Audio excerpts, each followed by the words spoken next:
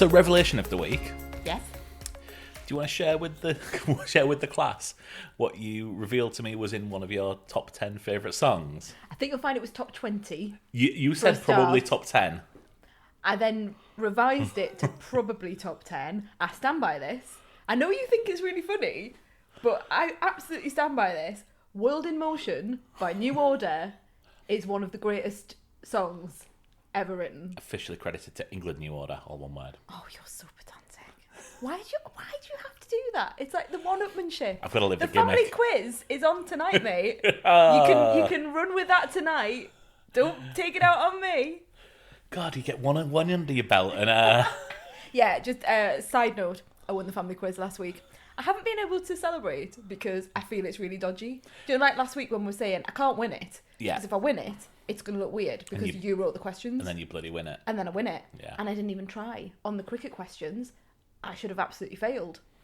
But apparently I know all about 1960s cricket. Oh, you're an extremely good guesser. Yeah, I think that might be the case. Oh, I've just lived with you too long. So anyway, back to the original point. Right. What you think one of the top 20 songs of all time contains a John Barnes rap? It's brilliant. It's brilliant.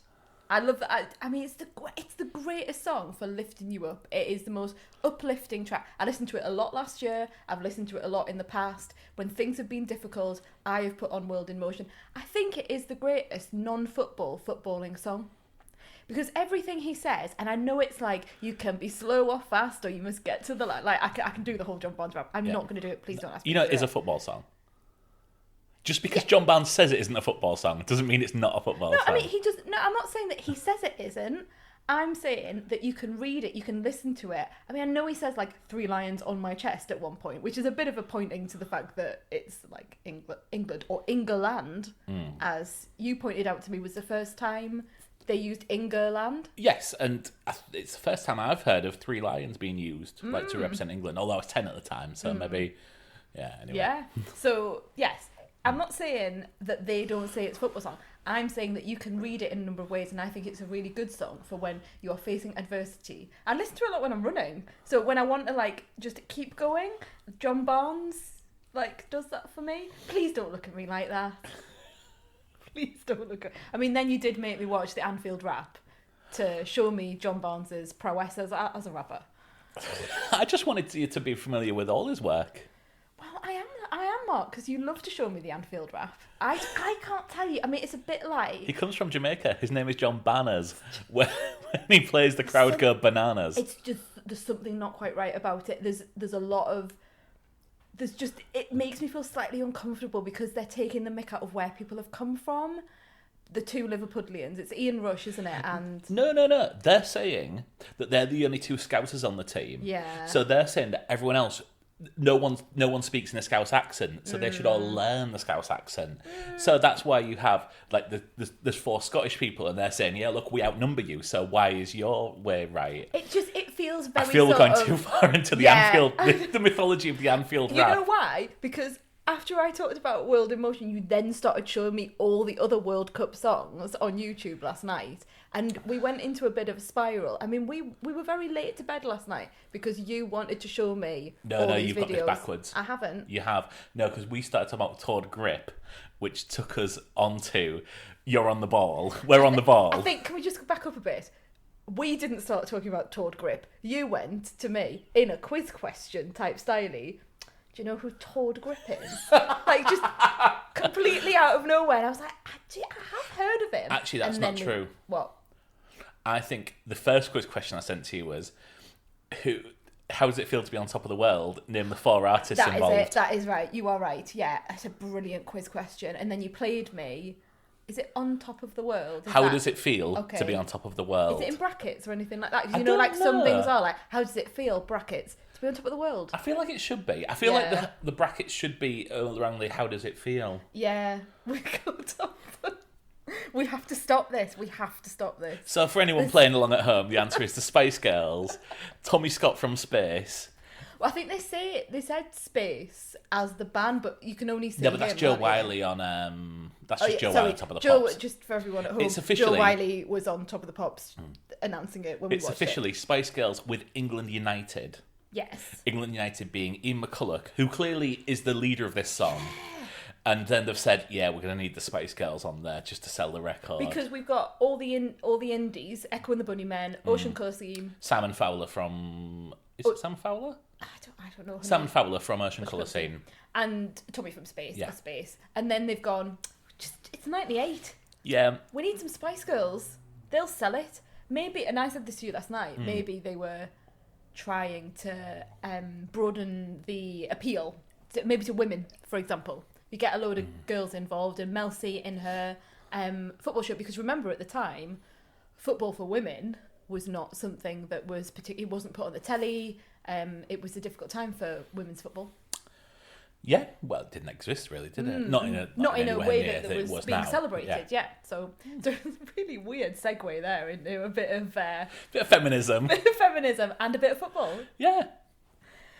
So yeah, I mean, I have no problem with World in Motion. I like a little bit of how does it feel to be on top of the world. So do you think that's New Order's greatest moment? No, I think it's one of them. I mean, it's only one of them. I love New Order. I love New Order.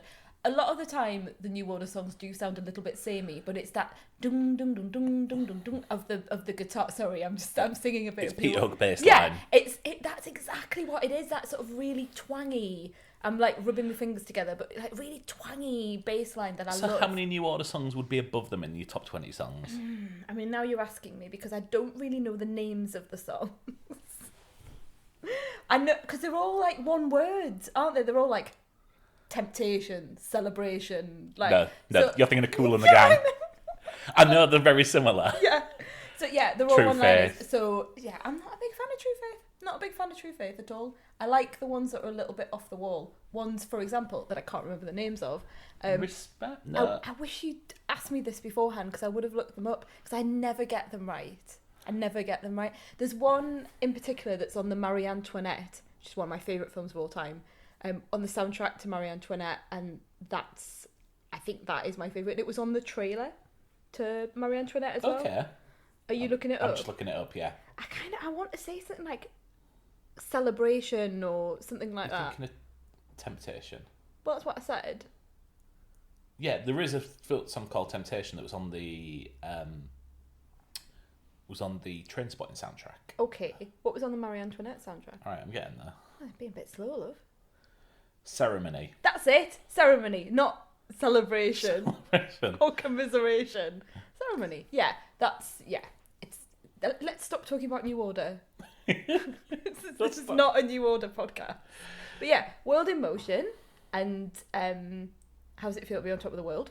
Fine, you know. We're on the ball. We're on the ball.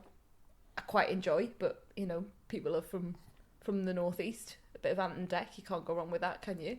And obviously they dressed up as Toad Grip, so you know you were happy. Yeah.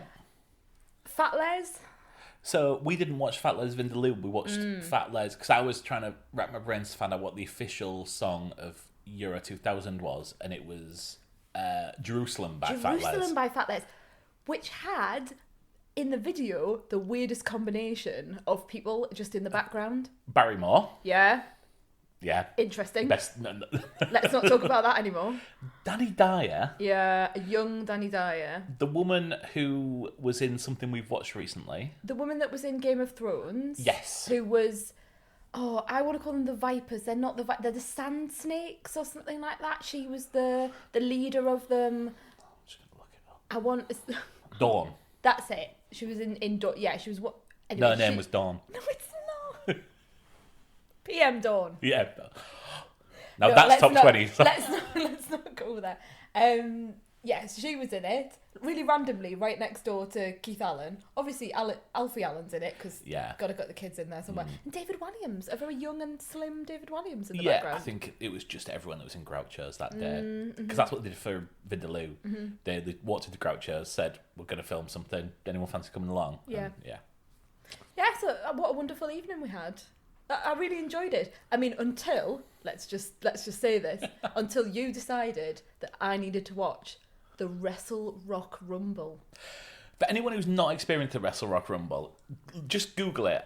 Don't. Go into YouTube. No, don't. It's awful quality. It's terrible. And it's awful. But this is how wrestling companies It's promote like parody. themselves in the mid-80s. And it's like it goes on forever. Yeah. Yes, Mark, it I've got does. nothing to say about that. Yeah. It does go on forever. What a palate cleanser. I mean, after it's all the probably songs. only about 3 minutes long. Is that your in your top 20? No. I'm the rest of Rock Room. There are no. Yeah, enough. Yes. Let's go talk about some telly. Well done for self-censoring. Yes. Let's go talk about some telly. Yeah. Watching television. Let's talk about Run, because we finished... Sorry, that was quite... I pointed at you then. Let's talk about Run. Yeah, let's talk about that because we finished it Yes, this we did. week. I loved it. Okay. Oh. Is that your ultimate review? I think it is, for a half-hour comedy drama, I think it was brilliant. All the way through?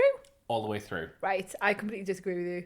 So we talked about this in an earlier episode. We sort of set up the premise. Two former lovers. We think they met at uni or something like that. It's not really fleshed Something like out. that, yeah. Obviously had a very passionate relationship, then went off and carried on with life. And if they text run to each other, then they would run away. That was the sort of the major plot line. I think this started out brilliantly. I loved that idea, that concept. So the idea that you can be sort of somewhat bored with your life, particularly as a woman of a certain age who's had a couple of kids, been married for a while, and someone from your past comes along and sort of brings excitement to your life. You're sitting very quietly there. Are you all right? I'm just waiting to find out where this is going. But I think it's a really interesting premise, and I think it will resonate with a number of people. Yes. Wherever they are in their lives. Brilliant first few episodes, really enjoying where it's all going. And then it takes a turn towards the end. And the last few episodes, I was really bored. Okay. I think there's a subplot where, which involves what we are at first led to believe is a cameo by someone quite famous. Not going to spoil it, not going to go there, but a bit of a cameo. And I thought, oh yeah, a bit of a cameo, that makes sense. But they then become a character that we stay with, and a few other characters that are with them that I had no interest in whatsoever, didn't care about the subplot, and it left me really cold. That didn't work for you at all then, that last... No. We'll say the final third of the... Yeah, really didn't work for me at all. Okay, that absolutely worked for me. And I think they needed that just to get it over the line. What do you mean by get it over the line? Because otherwise... So, it's really difficult without talking spoilers. They need something to drive them on to want when they are heading...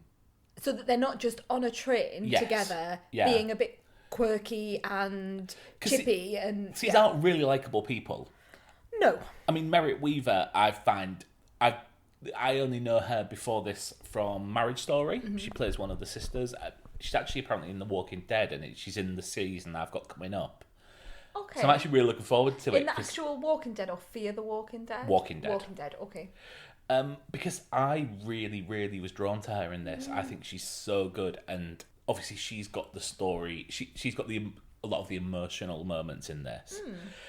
Domhnall Gleeson, I think, plays it well, but I think Merritt Weaver comes out of this as the star. I think she has more to do, doesn't she? She absolutely. has much more going on in her life, for example. And something that's just 30 minutes long, nice punchy thing. Once it was released once a week, it wasn't just something you could binge. I really, really enjoyed this, and I think this might be sort of one of my favourites of the year. I think it would have been had it not taken that turn, and I understand what you mean about it needs something to propel it forward, but I didn't need what they did to it. I felt it went off in a really weird direction with, things that happened were very, these were serious things, severe things that weren't just throwaway. And then you were left, when I was left sort of thinking, right, okay, this is just odd and doesn't really fit with what has gone before. I just think it was a complete tonal change, to be honest with you. Yes. Okay. I can see how it would move it forward to a second series, But I don't think that's what this needed. I this don't think this will ever get a second series. I think this is end. I think it's going to. I was looking it up the other day, and they were saying they've set it up for a second series. I'm very not happy about that. I think it just tied it up perfectly at the end. I know that you were ready for another 2 minutes just to tie everything up, whereas as they were, I think they left it just loose enough for me. But okay. Yeah, I'm slightly disappointed, to be honest with you, because I really loved it to begin with, and I loved the idea, and I thought the chemistry between the two leads was fantastic. I loved the idea of what if you just threw everything away and you ran off with someone, and it was exciting, but then of course reality hits. You know, it's not exciting once you start to realise that someone is still an idiot, or has traits that annoyed you 20 years ago, you know, that sort of thing. So I really like the premise, but yeah, tonally it just shifted too much for me. So I'm saying watch it if you haven't. If you want something... No, I still say watch it, Mark. Like, genuinely, I still say watch it, because like it just didn't quite work at the end for me, but it doesn't mean that it's a bad thing. You can watch it in 3.5 hours. I really enjoyed it. So yeah, I'd say check it out. 30 minutes, you know. Yeah, it's nice bite-sized.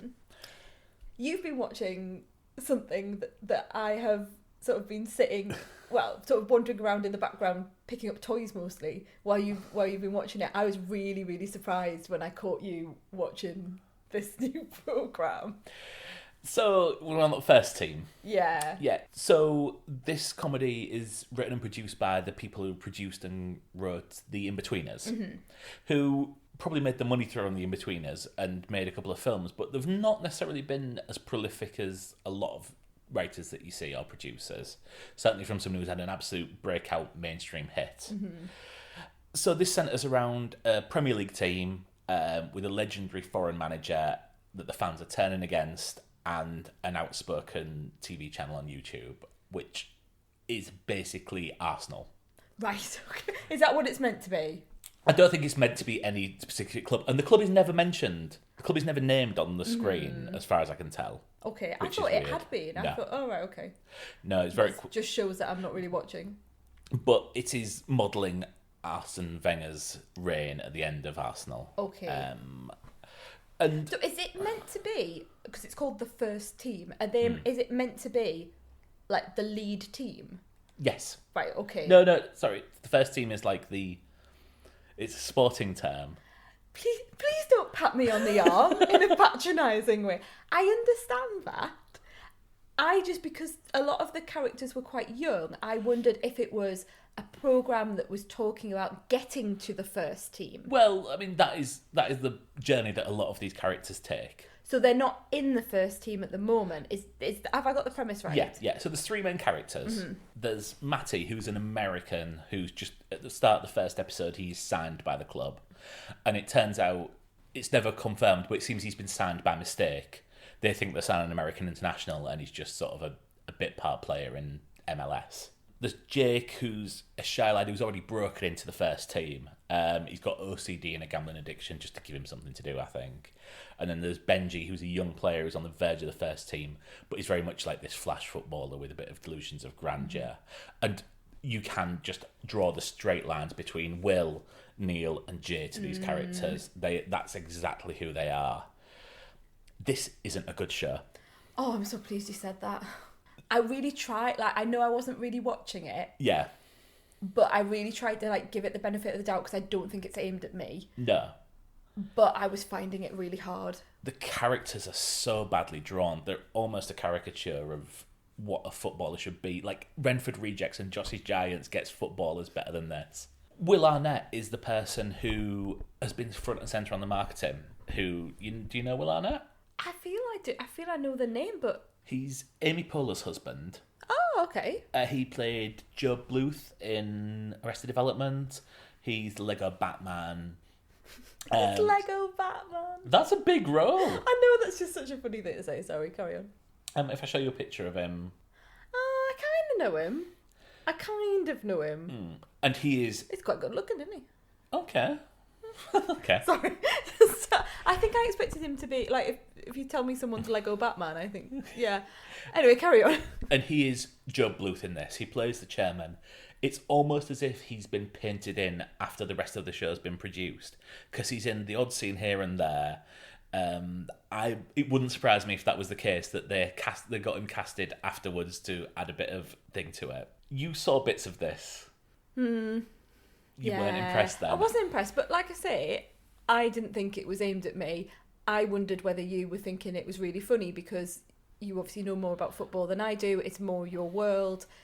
The In-Betweeners, I love. I find it, like, sometimes I watch it and I think, whoa, you are so close to a line. But I do find it really funny in terms of, like, juvenile humour, but also the characters are well written.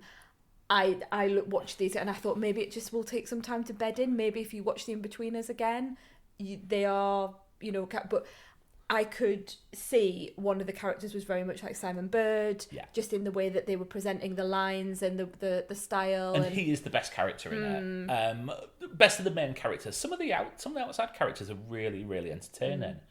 There is an assistant manager who is the naive former pro who's had his career ended by injury. I have to admit, and I'm not sure why, I've watched all 6 episodes. But this was going to be my next point, Mark, because I saw you watching episode 2. So after saying all of that, why have you watched it? So there must be something in it. I don't understand why. I think there Do you is think some. It just needs time? No. Because there is one funny scene which actually had me laughing out loud, and that's it. And I think I probably wanted the characters to do the main character to do well, Matty. I think I was following it for him. There are some nicely observed things about football, like players always worrying about Instagram and stuff like that. And there are references to things that definitely take part in real life. It sometimes goes through.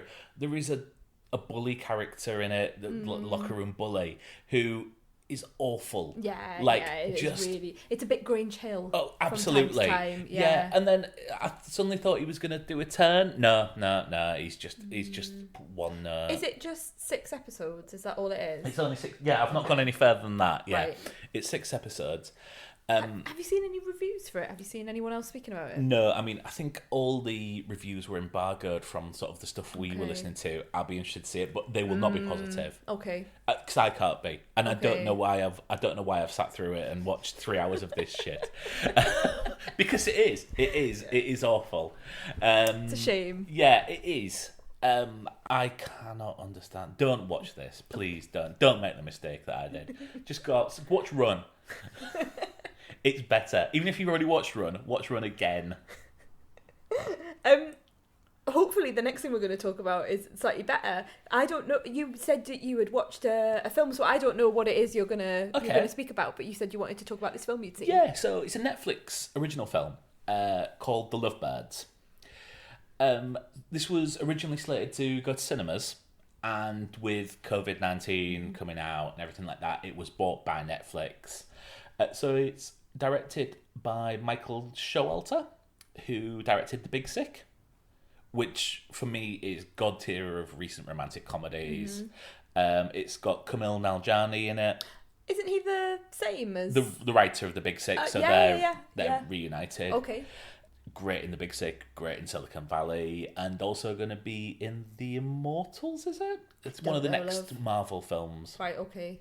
I don't care what the name is. They're all blend into one from now on. I know. He's with Issa Rae, who is someone who I never heard of before. It's quite interesting. She launched a YouTube short that went viral, and then through its success was made into a series on YouTube. Through Kickstarter, they funded it all. For the second series, it was produced by Pharrell Williams. He paid for it all and brought it to his network. And now she's going, I say from mainstream act to mainstream acting, but I think probably nowadays with the kids, YouTube is probably as mainstream as you get. But this was obviously going to be her big break into cinema, and Netflix have got it, so probably more people will see it than ever if it was at the cinema. The storyline is exactly the same as Date Night, funnily enough. 2 people witness an event that they probably shouldn't, and instead of going directly to the police and reporting it, they go on the run and are avoiding people who are out to get them because they've seen something. Okay. The two leads are absolutely brilliant. They have such good chemistry. They work well together. They bounce off each other. They are so good. Issa Rae is really going to be a star on the back of this. They have absolutely nothing to work with.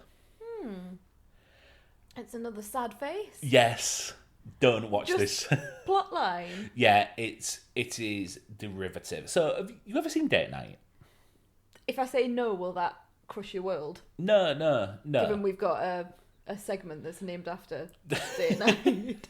No, I haven't. I'm not a romantic comedy person. Okay, so Date Night is exactly the same. Two people going to a restaurant under an assumed name and are mistaken for people by some criminals and are on the run. And that goes so far, but the thing that really succeeds with Date Night is they go to someone who Tina Fey works with, who just so happens to be in an uncredited role, Mark Wahlberg with his abs out and gets all jealous. And that is the thing that kind of grounds the movie and is the big sort of comedic set piece in the middle of it that really sort of brings it forward. It's not a great film, but this has none of that. Okay. They are just running from character to character, from scene to scene, trying to solve this crime. And yeah, it's really average. You've had a terrible week, haven't you? No, because Run was perfect. Yeah, not but perfect. Things that you've been watching. It's not world immersion level. No, exactly. I'm glad you agree. Yeah. So I think, well, some of it was, self-flagellation with first team, but so yeah, Run's the recommendation of the week then. No random Netflix movie. Absolutely. But yeah, I think I'm going to check out a lot of the Netflix movies that come on because I'm quite enjoying sort of just seeing a new film. Yeah, we've said that, haven't we, over the past couple of weeks? We thought, well, maybe now because telly is starting to really take like a little bit of a dive down, isn't it? Like normal telly, we're like struggling to find sort of big shows that we would normally be on now, or even to get excited because like something's about to come on. We're hopping around the channels thinking, right, what are we going to watch tonight, and struggling. So we thought Netflix would be a really good place to go to look like a film like Extraction, which we talked about last week. So hopefully there'll be some better ones on there that you can what's try. Coming back in 2 weeks? What's coming back in 2 weeks? Football's coming back. Oh. 2 games a night, every night. 2 games a night? And then 5 games every Saturday. Oh, God. I mean, that is going to get boring really quick, and I want football more than anyone. Is this why you really want to like get going with your old cinema room? Yes, so that I can just go away and... I tell you what, everyone, the amount of times Marcus talked about his cinema room today... There's been too many times. Once that's done, cricket will be back. So thinking about your projector. Right, well, from the ridiculous to the sublime. Well, we'll see whether my change It's I love the word romp, don't you? It's a sort of word that like the Sun uses when explaining someone's had a bit of a busty beauties. Yeah, it's but I'm not meaning it in a sort of a sexy way. I'm meaning it in a action adventure, 1990s, a lovely song to go with it. I hate that song. It's going to be brilliant. I'm going to play that song on the outro of this podcast. Is it better or worse than World Immersion? Oh, that's difficult, isn't it? I'm going to have to think about that, Mark. I'm going to have to think about it. Well, let's get it on and then... Let's watch it because you know it's going to be on all the way through the film. And we're going to watch The Three Musketeers from 1993.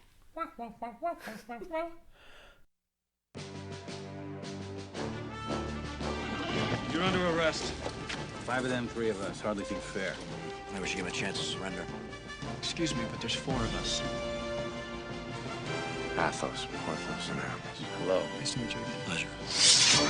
Now, we're prepared to resist you. Walt Disney Pictures presents the story of the greatest heroes who ever lived. Long live the Musketeers! It was a time when danger was irresistible. Did I miss anyone? King's life is in danger. We have work to do. 1,000 gold pieces on each of their heads, dead or alive. I prefer... Kill him! dead. Adventure was everywhere. I hope we're not interrupting. Kill those Musketeers. Champagne? the middle of a cave, Porthos. And friendship Right. Something red. was the greatest weapon of all.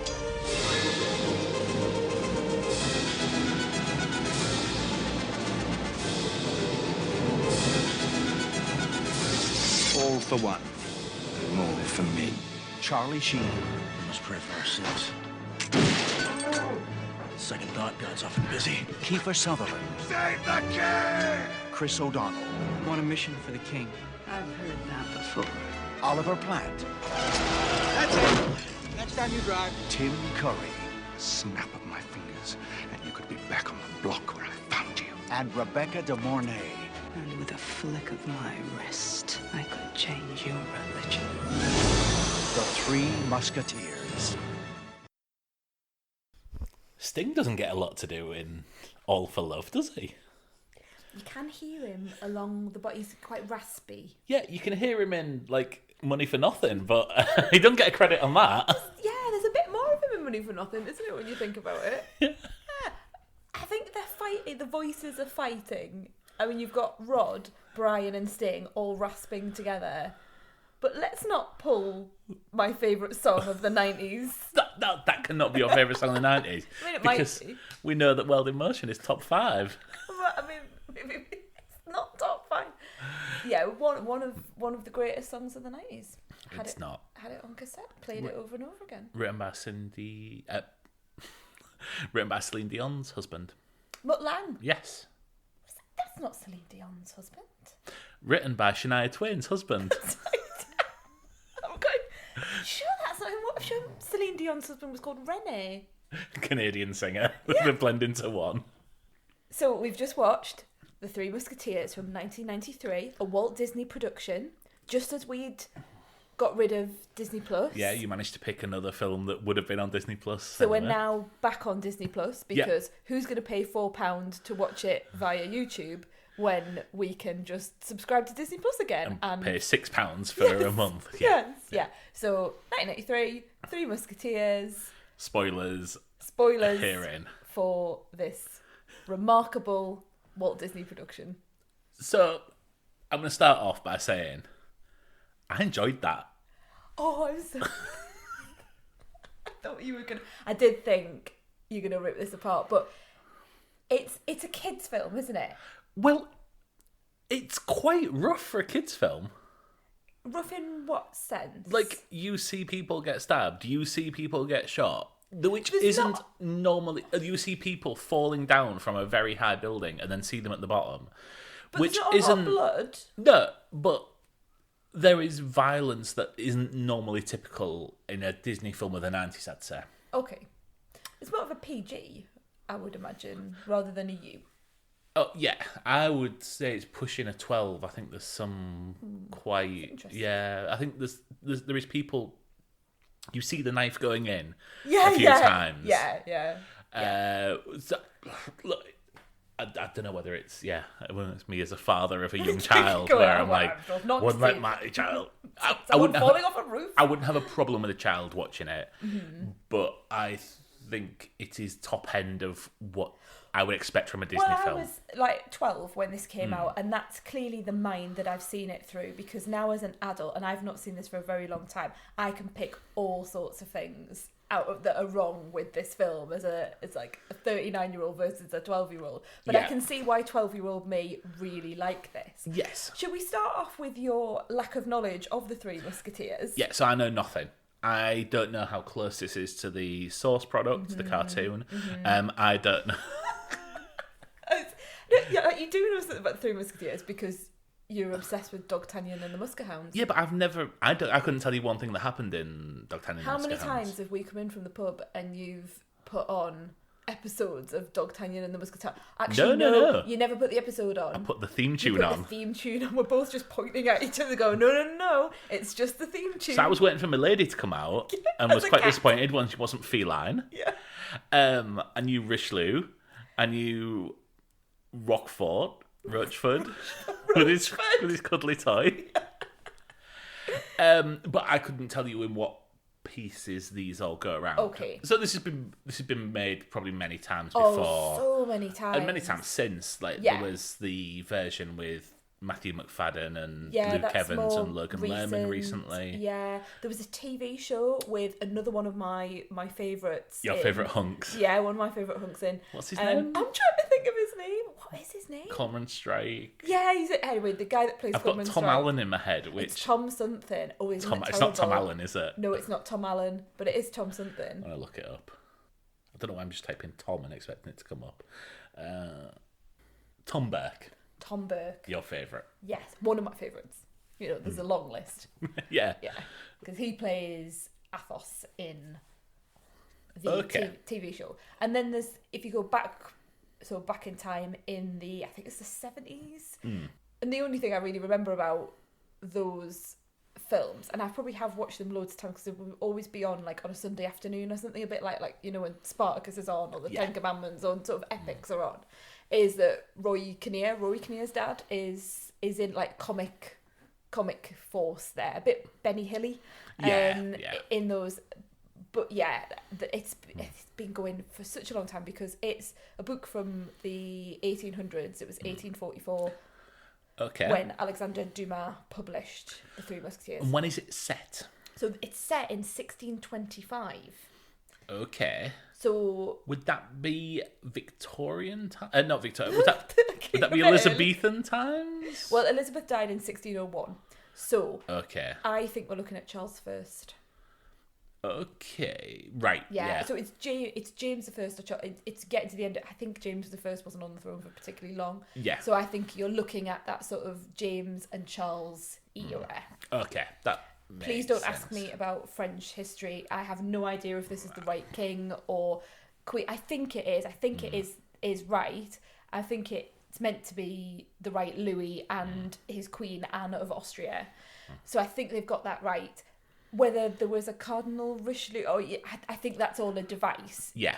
In the book to speak about religion and politics. How close is this to the original novel? So it's relatively close, apart from the fact that the novel has so much more detail in, as you would imagine. Yeah. This is very linear. This is the Musketeers are disbanded.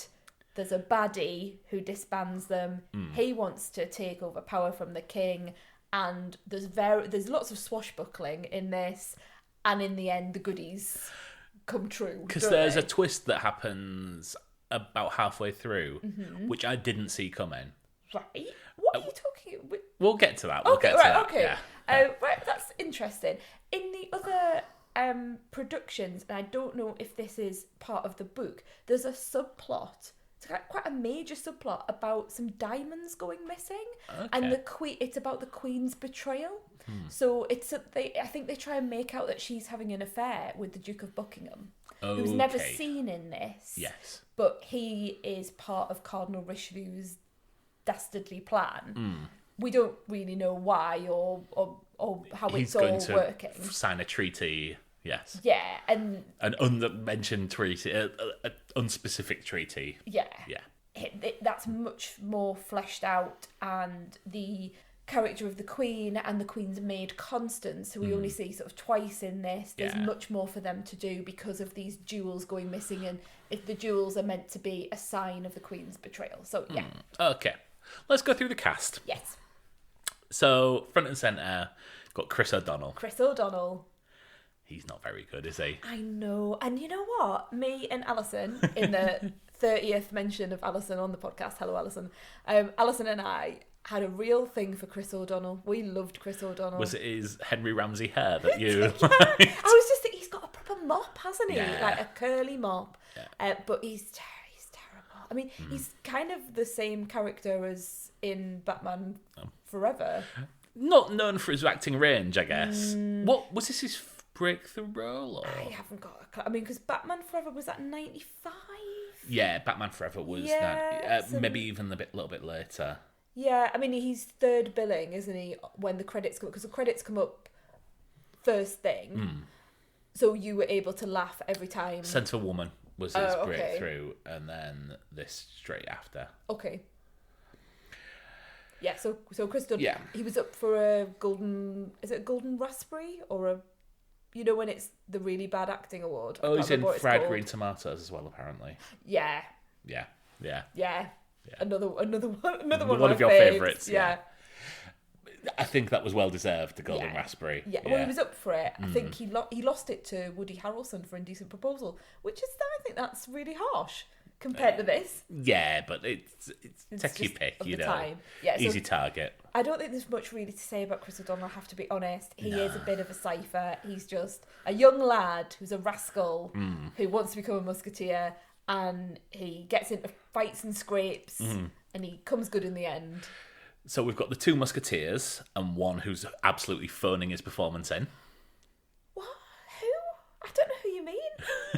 Charlie Sheen is not motivated in this. He is. He has major character moments. Every time he kills someone or someone is hurt, he makes sure that everyone knows that he is a man of God by doing the sign of the cross or saying, go with God. And I love that. I love that about him. I love he's a religious man. Yeah, so you got that from the script. Yes. He's not doing any of the emotions or anything like that for me. He's really good. Oh, no. He was being Charlie Sheen in this. I think all of them are being themselves in this. Oh, okay. I don't think anyone's particularly being any different. Kiefer Sutherland. Looking un Jack Bauer here. Yeah, I thought that as well. When I saw him, I thought, he just looks quite unkempt. He's got a big beard. It's hiding a bit of a double chin. Yeah. And his uniform is stretching. He's been having a lovely time since Young Guns. Yeah, and you know what? That came up in the reviews when this first came out. It was called Young Swords, in a reference to Young Guns, because it was Charlie Sheen and Kiefer Sutherland, and that's what they were saying that it was like. So yeah, what did you think of his performance? He's got a lot to do. Like, first of all, I thought he was just a kind of grumpy old tortured man who had a bit of a tragic backstory that wasn't going to be fleshed out. But then I didn't know that Milady was his ex-wife. Is that in the cartoon? Is that? I don't think it's in the cartoon. Like, the cartoon is a very young kids. I don't think they're going to go into how Milady de Winter betrayed her husband and he nearly had her killed, but then she escaped. And do you know what I mean? Like, they're not going to go into that. It's a major plot point. I don't think that relationship between the cat and the dog was I want to see that fleshed out in the Muskehounds. I want to see that. Okay. Do you know? Oh, please don't. You're going to watch. Tempted. You're going to, aren't you? I can see it in your eyes. I want to see how it compares. I think it's going to be very different. But yeah, that. Can we come on to that later? That plot point about Milady and Athos, because that's something that stayed with me a lot when I was a kid. So I think we could park that for a moment. So it's got more to do because he has more of an emotional backstory. What about one of my other favourites, Oliver Platt? Love him. Yeah? He is the soul of this film. He's having a wonderful time. Isn't he just? Yeah. Do you know that they were doing another... there was another production company that was putting on a Three Musketeers at the same time. Okay. And it was involving Johnny Depp. Oh. And Oliver Platt was approached for both films, which I think shows you that, like, his star at that point in time is a comedic turn, someone who you could throw a line at. Like, he's Porthos the pirate in this, and yeah, he's got some great lines. He's better than Johnny Depp is as a pirate in Pirates of the Caribbean. He's a proper, yeah. I thought he was very good, and he really entertaining. And then Alan Rickman playing... Oh, but I mean, I love Tim Curry. Tim Curry is Cardinal Richelieu. I love Tim Curry, but if anyone was really phoning a performance in here, it's him. I mean, it's incredibly one note. I mean, it's Curry. Tim Curry can be one note. I mean, I've seen Tim Curry in Scary Movie 2. That's a phoned-in performance. He's chewing scenery, let's just say, but I don't think he's chewing it in the same way as Alan Rickman. It's trying to be that sort of character. Yeah. There's no nuance to him. He's just the baddie right from the off. Yeah. With his, he's telling you the plot. He's telling you what he's going to do all the time. He's trying to seduce. He is absolutely explaining the plot of. Yeah. Once our pigeons meet all the mercenaries, they'll definitely be mine. When our winged friends. Yes. Fly, my pretties. Yes. Yeah. And then we've got someone as... on. Yeah, I want to say Win-a-lot. Is it? It's Michael Winnicott. Okay. How would Michael Winnicott. Another name, how would I know him? And you asked me this during the film. Yes. So will it be a surprise to you to find out that Michael Winnicott was in Robin Hood, Prince of Thieves, playing the sidekick to Alan Rickman? It's the same character. He's Guy of Gisborne. Okay. In Robin Hood, Prince of Thieves. Right. So it's the same thing. It's the sidekick. It's the henchman. Wow. It's, slightly pathetic. I mean, they are, like, shameless, aren't they? Yeah. In the tributes they pay, shall we Yes. say. Because there is a scene where D'Artagnan is about to get executed, and then the executioner rips the mask off. Yes. And that is almost shot for shot a Yeah. rip-off of Robin Hood, Prince of Thieves. Yeah, and the others come to save him in the crowd. Yeah. And it's the same sort of like the same scaffold in the village centre where everyone's looking.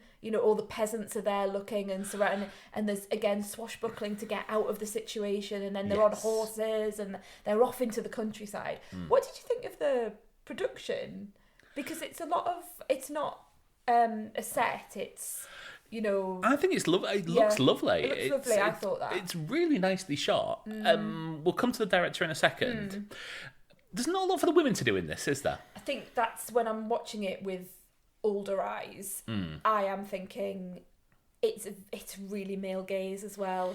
I mean, how many There's shots a lot of cleavage, can we have of like buxom wenches? especially for a Disney film. Yeah, I mean, some of it, the camera is just over the top of someone's cleavage and it's just there. For 10 seconds. Yeah. Well, maybe there's someone lying on a bed in the background or something, but we're just the shot is down someone's top, and there's a lot of what they call wenching.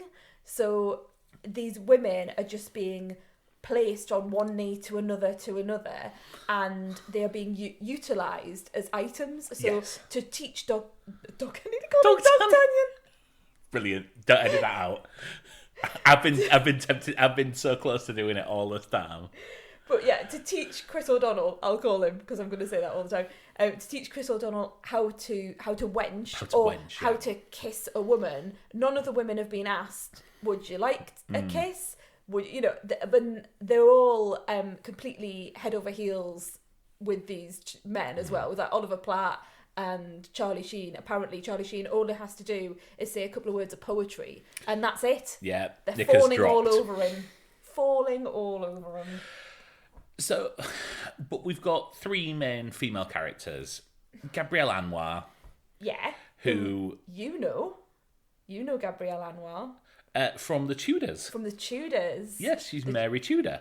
Well done. Oh, congratulations. She's not Mary Tudor, she's Margaret Tudor, but you're so close. I'm so proud of you. And actually, you are right in a roundabout way because that character merges the two sisters of Henry VIII, Mary and Margaret Tudor, into one. That's what I meant. And so yeah, she's in. She goes off with Superman on a does. boat. Yeah, she marries. Henry Spoilers Cavill. for the Tudors TV series. But yeah, she marries Henry Cavill. While they're sailing back from France, Spain, Portugal, yeah, one of the three. something. Italy. So I think they're sailing to it because she's going to marry the King of Portugal. Anyway, not a Tudors Yes. podcast, although I'd love Yet. that. But yeah, it's very young in this because she's 50 now. I looked her up while we were watching the film because I couldn't believe that in the Tudors she looks like 2 years older than in this film, and the Tudors was only sort of late. Oh, no, I think she broke through 2010s or quite early because again, she's in Scent of a Woman. Is she? I've just literally looked that up as I was Okay, talking, so I right. can't claim any knowledge of that. Okay. Yeah, I mean, she was 25 at this. 23 at this Okay. point. Yeah, I mean, obviously she Just broke doesn't seem to have through. aged. I always think she's French, but she's not, is she? No, she's not. She's in. I mean, she's meant to be Austrian in this. Meant to be Anne of Austria. Yeah, doesn't have much to do. To be honest, she seems to be having some marital troubles with her husband, the king, but that's not fleshed out. No. And she's not part of any sort of plot. She's not going to him and saying, "I think there's a problem with Tim Curry." Yes. Tim Curry's coming into my bedroom when I'm getting out of the bath. Yeah. I think there is a problem here, is what she should be saying. Yeah, so her, and then Julie there's Delphi. Julie Delphi, who when you saw the credits come up, you were like, oh, Julie Delphi. Well, she's a great actress. She's a nice actress. I've seen her in a lot of things. And nothing to do. Nothing to do. Absolutely less. I was quite excited when I saw her quite early on. I think she's really good on screen, really likeable presence. Have you seen her in much? Or? I mean, I know of her, but I don't know why. Okay. Why would I know her? What's the major stuff that she's been We'll in? come to that. Okay. We'll park that. All right. Interesting. You're intriguing me. Yeah. And then Rebecca De Mornay. Rebecca De Mornay. Shall we go into Yes. Rebecca De Mornay, who is in a completely different film to Absolutely. everyone else in this, playing Milady de Winter, who we discover, much to your surprise, which is amazing because like this to me is always like it's a plot point in every one of the films. It's a major plot point in the TV show that came out recently with my favourite Tom Burke. Like a large amount of those episodes were exploring this relationship she had with her former husband. What are you laughing? Not the cat and the dog marrying. It's not in the Musketeers, Mark. This isn't like a really adult thing that is in the films.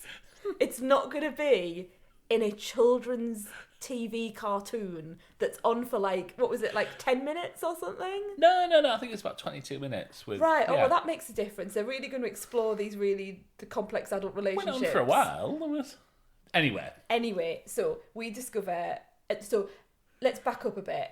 In the scene in the tavern where D'Artagnan is being taught to, in inverted commas, wench, he notices Kiefer Sutherland in a corner, looking a bit dour, because he's always a bit dour, isn't he? And he's just drinking alone. So he goes over to him, and they have it's all manly, isn't it? It's like, you can't possibly drink this, boy, and I will drink anything. And then Kiefer Sutherland goes into this little monologue about a man who married a woman. He was a count, and he married this woman, and it was like a passionate relationship until one day she like fell over or something, like fell off a horse or something like that, and he discovered. Why are you looking at me funny? Because cats always land on the feet. God. Please, can you stop talking about her as a cat? Yeah. So anyway, he discovers this mark of the fleur-de-lis, which means that you have murdered someone or you're wanted for murder and you should be executed. Yeah. And she says to him, "I was falsely accused."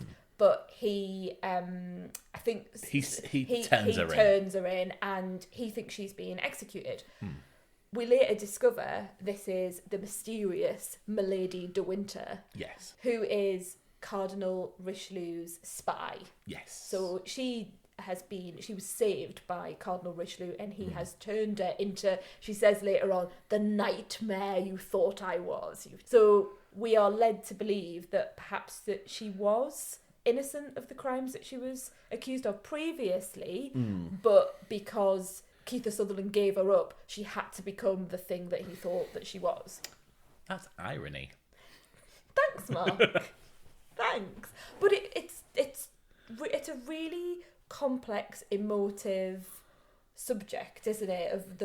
For me, yes, like a woman who's falsely accused has to be, then turns into the thing that she's accused of to live. Yeah. And you can see from De Mornay's performance that she's absolutely tortured by what she has been. She's almost like she's shut down, and she's become the thing that she feared the most. She's really good in this. She's brilliant.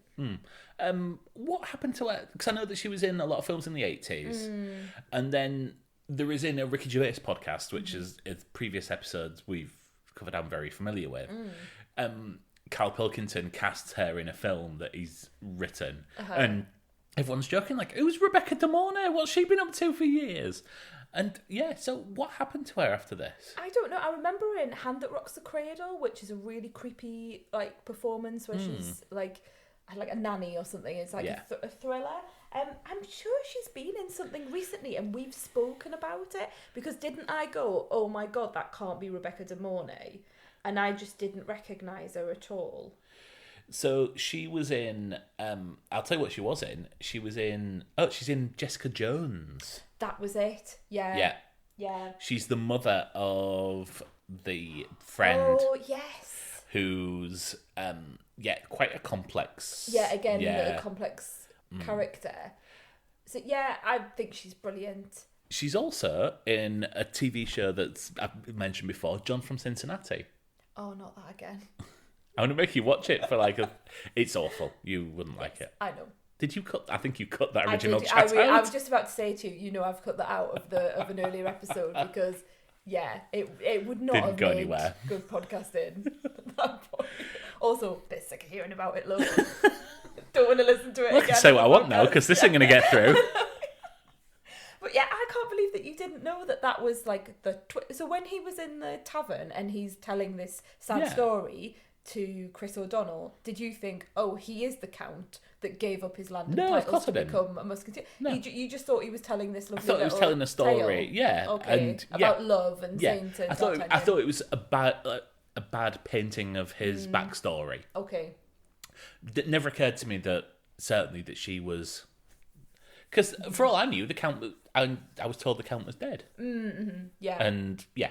So, and I was told that she was dead. So, yeah, I mean, in hindsight, yes, I can see that was set up. But, yeah, no, didn't see it coming. Was quietly impressed with the storytelling of a classic novel, which, yeah. Well, it's good that it had that in it. And that was the bit that I always remembered as a kid. Because then, quite tragically...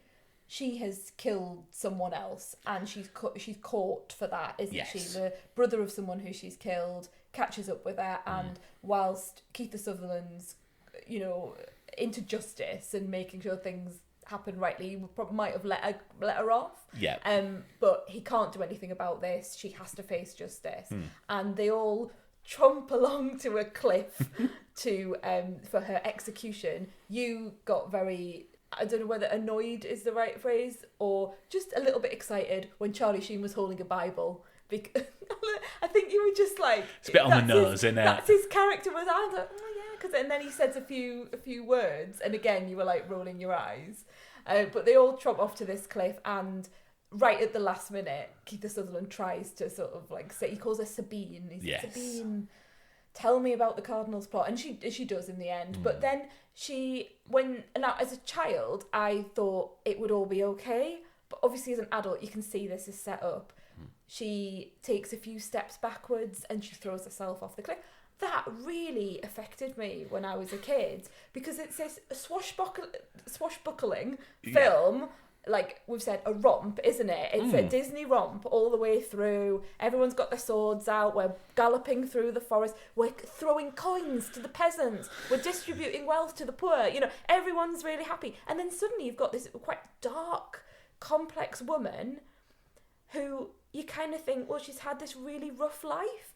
And then she chucks herself off a cliff. And like as a child, and you can see that, like you said earlier on, you see the body front. Now you don't see the body like land, but you clearly get the impression that things have not gone well there, and that really, really affected me. Okay, yeah.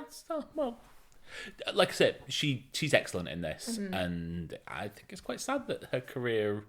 I mean, she's obviously she's still acting now, so she's not. It's not like she's fallen apart. But I'm surprised she didn't go on to better things from this. Do you know Winona Ryder was first cast as Milady de Winter, but pulled out? Oh, so God, Rebecca that De Mornay wouldn't have been good. Yeah, I know. I was thinking that. I'm not sure that would have been the right fit. No, I'm not sure the chemistry between Keith Sutherland and Winona Ryder would have really been the same as De Mornay looks like a woman of the world who. Yes. She's seen some things. Yes, who is yeah. I've got one more point of acting. Okay. Why is Paul McGann in this twice? There's something really odd about. I wonder if he's meant to be like the Roy Kinnear character. Maybe someone had seen like the older films and thought we need a bit of comic relief because Paul McGann's in it. Like one of the first scenes, isn't he? He's playing. When we're introduced to D'Artagnan, he is having a duel. He reminds me of. Do you remember the English guy from Shrek? Is he the prince from Shrek? Yes. It reminds me of that. It's the sort of bobbed haircut and the shrieking Englishman. And he's always made to be quite a fool. Yeah. He's D'Artagnan. Even in his second role, because he's in two separate roles. So that's the bit that we actually looked up on IMDb, didn't we? Because I turned to you, having seen this film before, I turned to you and went, is that Paul McGann again? Because there's one of the Richelieu's guards, one of Guy of Gisborne's mates, Yes. is like fighting, and I kept looking at him thinking, he looks so much like Paul McGann. But yeah, Paul McGann's in it twice, playing two different characters for no reason. Always fighting with D'Artagnan. Yeah, never pays off. Never gets the upper hand. Oh, Mark. You've thought about that for a long time, haven't you? I want to do a lap of waiting. honour around the room. You've been waiting to put that in. Is that the right McGann? I don't think it is. I'm I'm really sorry. I think Paul McGann... I don't know why I'm apologising to you. But I think Paul McGann is Doctor Who. I think it's Joe McGann who was in The Upper That's Hand. absolutely fine. I'm still happy with my joke. Fine. Well, it's still a McGann. Well done. Still keep it in. I will. Just for you. Yeah, it's not him. It's Joe McGann. Yeah, that's what I know. I know my McGann's, love. So all in all, a happy date night, watching some sword fighting. Yeah. What happened to the director?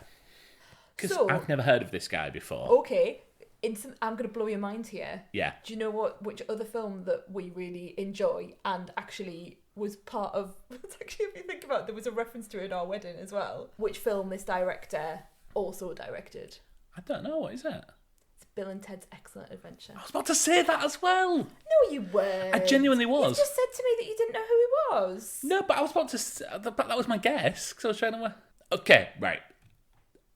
Has he done anything since? I don't know. That's the only thing I saw when I was looking through.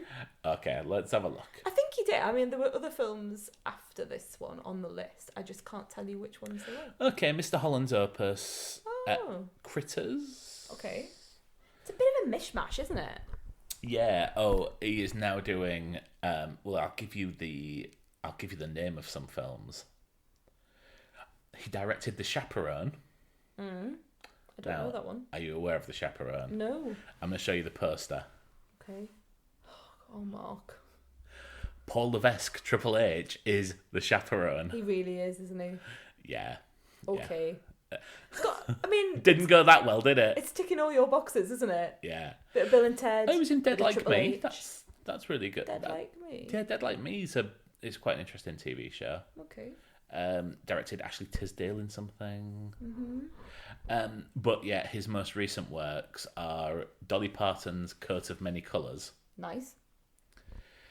Part of the an episode of the Hawaii Five-0 TV show. Oh, the TV thing. An episode of the Rush Hour TV show. An episode of the MacGyver TV show. So mostly doing remakes of other properties on American network TV. So yeah, let's wrap up. I don't think we've got much more to say really about the Three Musketeers. No, it's nice to look at. It's well directed. It's good fun. I mean, I think certain people are phoning performances in. You think different people are phoning their performance in. But yeah, I'm glad you watched that. Thank you. Thank you. And it sets itself up for a sequel, doesn't it? Like the Musketeers, they're all going, what do we do now? And I wondered whether there would be another one, but it didn't do very well. Critics absolutely tore it apart. Audiences seemed to like it. Yeah. But it was critically panned, and then they never sort of got back together. I think it was really riding on the coattails of Robin Hood, Prince of Thieves. Yeah. The fact that the theme tune, the song, has Bryan Adams in it, and also Sting and Rod Stewart. But yeah, Bryan is like the main guy on that. I'm talking about it like I know him. Bryan, my mate, is the main guy on it. It is jumping through a lot of the hoops at Robin Hood, Prince of Thieves, and I hadn't thought of that until I've watched it now. Okay, yeah. What would you give it? I think it's 3.5 stars. Wow. Which that's amazing. Makes it half a star worse than Inside Out. So. Oh, that's controversial, isn't it? Yeah, because it's not.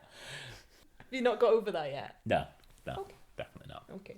So yeah, from the Three Musketeers 2, what are you thinking? Okay, so I've changed the film I was going to suggest. Is it because we've now got Disney Plus? No, it's not on Disney Plus. Okay. It's one that we're going to have to buy. Oh, all right. So next week, we are going to watch probably one of my top 20 films of all time. And I'm pretty sure you've not seen it.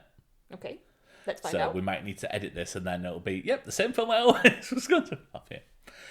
What do you know about Before Sunrise? That's got Julie Delpy in. Yes, it does. Oh, I've forgotten you were going to come back to Julie Delpy. Yes. Yeah, that's got... And is it Ethan Hawke? Yes. Yeah, okay. So, I know that... Is it a trilogy? Yeah. Trilogy of films? It is the best trilogy of all time. Before Sunrise, After Sunrise... No. No? It's Before Sunrise, Before Sunset, and Before Midnight. Yeah, and it's...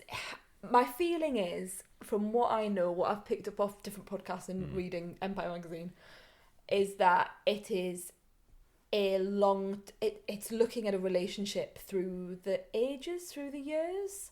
So Okay, that's what I've picked up that it's about. That it's about these two people and it's about their relationship. And every time the film comes back to, we sort of see the next bit. Bit like Normal People.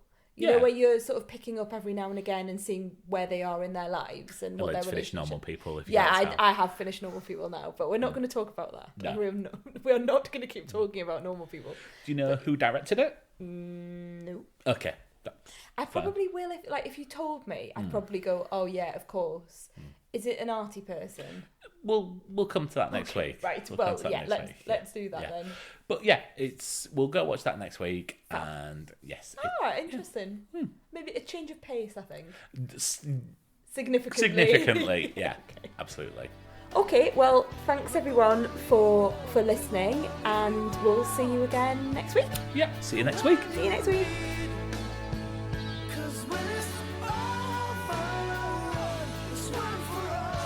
Before you go, just thought we'd mention that you can follow us at facebook.com/The Honeymoon Pod or twitter.com/The Honeymoon Pod. From there, you should find all the links you need to subscribe to us on Apple Podcasts, Spotify, Google Podcasts, yay, or your favourite podcatcher. See you next week.